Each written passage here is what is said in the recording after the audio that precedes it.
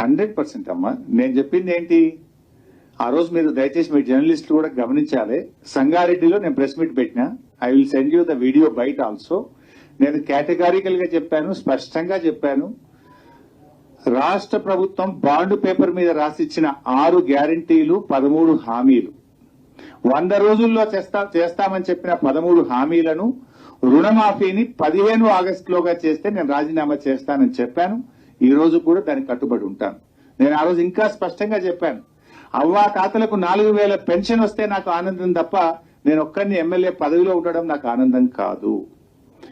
అక్కా చెల్లెళ్లకు మరి 2500 రూపాయలు వస్తే నాకు ఆనందం, వాళ్ళ పెదవుల మీద ఉండే చిరునవ్వులో నాకు సంతోషం ఉంటుంది తప్ప నాకు ఎమ్మెల్యే పదవి అంత ముఖ్యం కాదు.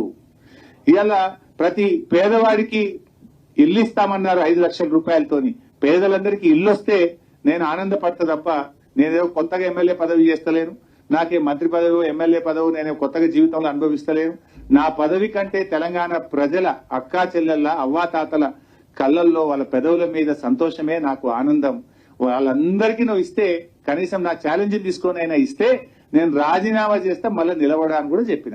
ఇప్పుడు కూడా చెప్తున్నా మీ ద్వారా, రుణమాఫీ 15 ఆగస్టులోగా పూర్తి చేయడంతో పాటు 100 రోజుల్లో అమలు చేస్తామన్న బాండ్ పేపర్ మీద రాసిచ్చిన 13 హామీలు అమలు చేయండి. I'm ready for my resignation.